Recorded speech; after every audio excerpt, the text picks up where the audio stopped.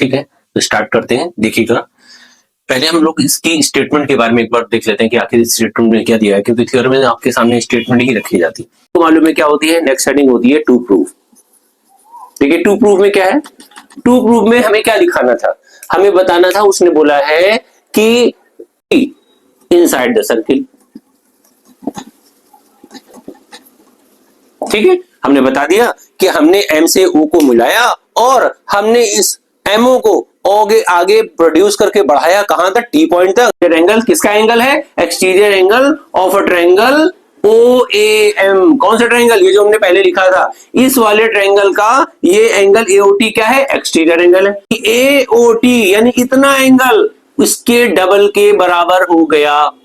क्या अब हम ये नहीं प्रूव कर सकते, जिस तरीके से हमने इस ट्रायंगल किया, इस एंगल के साथ जब हमने, आज हम जिस थ्योरम की बात कर रहे हैं ये इस सर्किल की एक थ्योरम है जिसकी स्टेटमेंट है कि the angle subtended bye an arc of a circle at the centre is double the angle subtended bye it any point on the remaining part of the circle. ठीक है, मतलब एक सर्किल दिया हुआ है, ध्यान से देखिएगा, एक सर्किल दिया हुआ है और हमको ये प्रूव करना है कि इस सर्किल में सेंटर पे जो एंगल बनना है, ठीक है ना, ये एक एंगल बनना है। देखिए यहाँ पर दो लाइनें हैं, एक लाइन तो ओ ए है और एक लाइन ओ बी।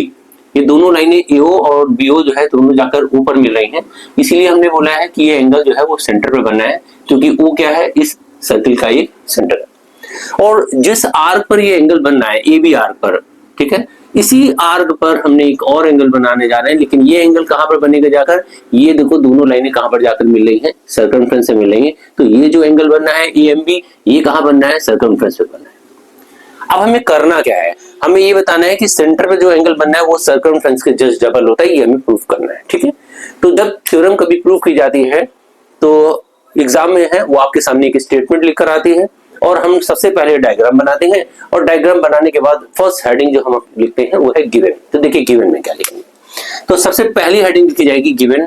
गिवन में क्या है, गिवन हम आपको पहले भी जब थ्योरम के बारे में आपको डिस्कस किया था तो उसमें हम आपको बता चुके हैं कि जब कभी कोई भी थ्योरम करी जाती है तो उसमें सबसे पहले गिवन लिखा जाता है, उसके बाद टू प्रूफ लिखा जाता है और ये दोनों ही चीज हमें स्टेटमेंट से मिल जाती है। ठीक है, तो स्टेटमेंट में हमको मालूम था कि एक सर्किल है जिसका कि सेंटर O है और यहाँ पर एंगल AOB जो वो सेंटर पर बनना है और एंगल AMB कहाँ पर बनना है, सर्कमफ्रेंस बनना है। तो ये हम लोग को गिवन था तो हमने नोट कर लिया। तो देखिए क्या लिखेंगे, पहले लिखेंगे अ सर्किल विद सेंटर O, मतलब जो हमको मालूम है वो हम लिखेंगे। हमने लिखा कि एक सर्किल है जिसका सेंटर O है और क्या लिखेंगे, एंगल AOB ये कहां पर बनना है, सेंटर पे। तो हमने पहले लिखा कि angle AOB subtended by an arc AB at the centre, at the centre. ठीक है, हमने ये लिख दिया। और क्या मालूम हम लोगों को, और मालूम है कि एंगल AMB ये कहां पर बनना है, सर्कमफ्रेंस से बनना है। हमने लिखा angle AMB subtended by an arc AB at the circumference. ठीक है, तो जो जो हमें मालूम था वो हमने यहाँ पर गिवन में लिख लिया। अब गिवन के बाद नेक्स्ट हेडिंग सबको मालूम है क्या होती है, नेक्स्ट हेडिंग होती है टू प्रूफ। देखिए टू प्रूफ में क्या है, टू प्रूफ में हमें क्या दिखाना था, हमें बताना था, उसने बोला है कि the angle subtended by any arc of a circle at the centre, मतलब सेंटर पर जो एंगल है ना वो सर्कमफ्रेंस पर जो एंगल बनना है उसके जस्ट डबल होता है, ये हमें प्रूफ करना है। तो हमने क्या लिखा कि जो सेंटर पे बनना एंगल वो है AOB और जो सर्कमफ्रेंस से बनना एंगल वो है एंगल AMB। हमने कहा ये प्रूफ करना है कि ये इससे डबल होता है, यानी AOB जो है एंगल वो AMB का डबल है, ये हमें प्रूफ करना है। लेकिन जब रिटर्न में हमें प्रूफ करना होता है तो हम यहाँ पर क्या करेंगे, इसको इक्वल का साइन लगाएंगे और उसमें 2 का मल्टीप्लाई करेंगे।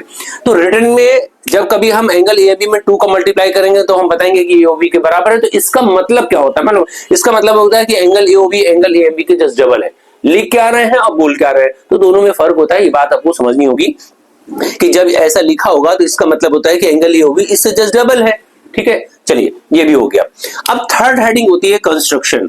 कंस्ट्रक्शन में देखिए क्या करेंगे, देखिए कंस्ट्रक्शन में क्या होगा, सबसे पहले जब कंस्ट्रक्शन हम लोग करते हैं तो उसमें क्या होता है, इस थ्योरम को प्रूव करने के लिए जो काम हम अपनी तरफ से करते हैं हमें इस थ्योरम को प्रूव करने के लिए जो जरूरी लगता है वो सब काम कंस्ट्रक्शन में आ जाता है। तो हमें लग रहा है कि इस थ्योरम को प्रूव करने के लिए हमें सबसे पहले m से o को मिलाना होगा। तो हम जब m से o को मिलाएंगे और आगे थोड़ा सा जाके एक पॉइंट t तक ले जाकर छोड़ देंगे, और ये t पॉइंट है कहां, सर्किल के अंदर है। तो जो काम हम यहाँ कंस्ट्रक्शन में कर रहे हैं ना, उसको खाली हमें वहां पर लिखना होगा। तो हमने क्या लिखा, हमने क्या करा यहाँ पर, ज्वाइन MO, मतलब m से हमने o को ज्वाइन कराया और इस MO को हमने और आगे t पॉइंट तक बढ़ाया। तो हम लिखेंगे produce to the point t, कहां पर, इनसाइड द सर्किल, मतलब सर्किल के अंदर। तो लिख दो यहाँ पर हमने क्या करा, हमने लिखा ज्वाइन MO एंड प्रोड्यूस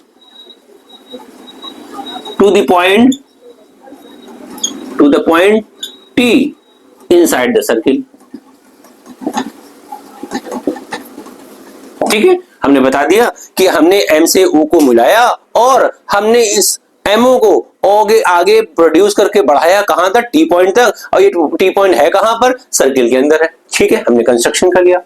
अब जो लास्ट हेडिंग होती है, जो कि मोस्ट इंपॉर्टेंट होती है, वो होती है प्रूफ। अब हम इसको प्रूफ करेंगे, तो देखिएगा ध्यान से हम इसको कैसे प्रूफ करेंगे। प्रूफ में पहले जब हमने इसको ज्वाइन कराया इसीलिए था क्योंकि हम इसको प्रूफ कर रहे हैं। इससे क्या हुआ, हमारे में इसको मिलाने से यहां पर दो ट्रायंगल बन गए, एक ट्रायंगल बन गया OAM और एक ट्रायंगल बन गया OBM। तो हम लोग पहले इस वाले ट्रायंगल की बात करेंगे, ट्रायंगल नंबर 1, और ये देखो ट्रायंगल नंबर 2 है। हम लोग ट्रायंगल नंबर 1 की बात कर रहे हैं, तो लिखेंगे इन ट्रायंगल OAM। इसका मतलब क्या होता है कि इस ट्रायंगल में हम कुछ बताने जा रहे हैं। क्या बताने जा रहे हैं, ध्यान से देखिएगा। हमने कहा OA क्या है, एक रेडियस है, और हमने कहा ये OM क्या है, ये भी एक रेडियस है। अब देखिए दोनों जब रेडियस हैं तो जाहिर सी बात है आपस में बराबर होंगी। भाई OA क्या है, रेडियस है, OM क्या है, वो भी रेडियस है, इसका मतलब आपस में बराबर हो गई। तो इसका रीजन तो देना पड़ेगा आपको कि आखिर आपने इसको क्यों कहा बराबर है। हमने लिख दिया भैया कि ये रेडियस है। ठीक है, अब आगे देखिए क्या करेंगे।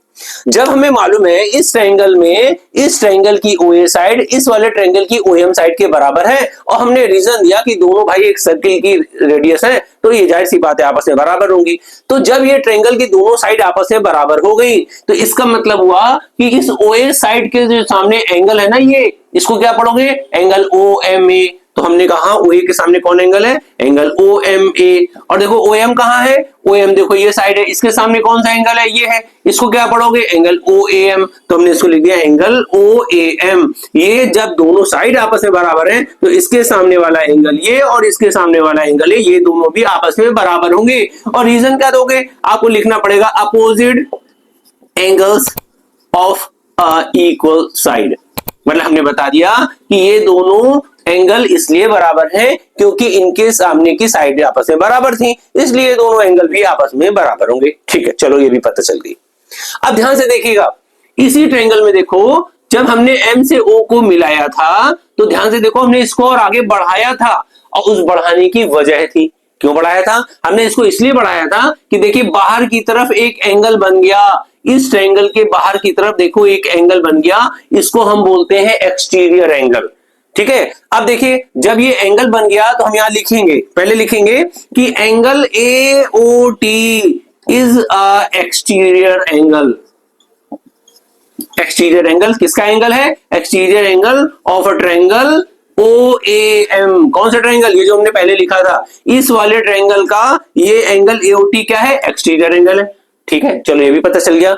अब इसके बारे में समझ लो कि आखिर एक्सटीरियर एंगल की क्वालिटी क्या होती है। सुनना ध्यान से, जब हमने कहा AOT एक एक्सटीरियर एंगल है, तो इसकी क्वालिटी होती है कि ये अपने इस एंगल के, इस वाले एंगल के बगल में कौन सा एंगल है, ये है। तो ये एंगल, ये जो एंगल है एक्सटीरियर, ये अपने बगल वाले एंगल को छोड़कर ट्रायंगल के बाकी दोनों एंगल के सम के बराबर होता है। ये एक्सटीरियर एंगल की क्वालिटी होती है। तो अब लिख दो कि यानी एंगल AOT ये बराबर होगा, यानी इक्वल होगा, किसके इक्वल होगा, इन दोनों एंगल के। और ये दोनों एंगल देखो कहां लिखे हैं, ये लिखे हैं। ठीक है, यानी इन दोनों के सम के बराबर होगा, यानी OMA और एंगल OAM के सम के बराबर होगा कौन, एंगल AOT। मतलब ये एक्सटीरियर एंगल जो है वो इन दोनों एंगल के सम के बराबर होंगे, ये हमको मालूम है। अब ध्यान से देखिएगा, हम अभी थोड़ी देर पहले यहां दिखा चुके हैं कि ये दोनों एंगल आपस में बराबर है, जिनको हम ऐड कर रहे हैं उनको दिखाया आपस में बराबर है। तो हमें अब क्या करना होगा, ध्यान से सुनना, हमें रिलेशन बताना था कि ये एंगल इसके डबल है, यानी हमें OMA की जरूरत है, हमें OAM, इन दोनों के बीच में कोई रिलेशन नहीं दिखाना है। इसका मतलब हमें A की जरूरत नहीं है, हमें OAM की जरूरत नहीं है। अच्छा ठीक है, हमें इसकी जरूरत नहीं है, तो जब इसकी जरूरत नहीं है तो इसकी जगह भी हमने OMA लिख दिया। अच्छा हमने लिखा क्यों? क्योंकि हमको मालूम है OMA OAM के बराबर है, ये हमको मालूम था, इसलिए हमने इसकी जगह इसको लिखा और यहाँ पर लिखा था एंगल OMA। और यहाँ पहले से क्या लिखा हुआ है? Angle AOT। अब देखिएगा जरा, एंगल AOT को तो लिखा रहने दो, ये दोनों सेम एंगल हो गए, ये दोनों ऐड होकर हो जाएगा 2 एंगल OMA। ठीक है, अब देखिए हमने क्या प्रूव कर दिया कि एंगल AOT किसके डबल के बराबर हो गया? OMA के। अब जरा डायग्राम में आ जाइए, हमने ये प्रूव कर दिया कि AOT यानी इतना एंगल उसके डबल के बराबर हो गया। क्या अब हम ये नहीं प्रूव कर सकते?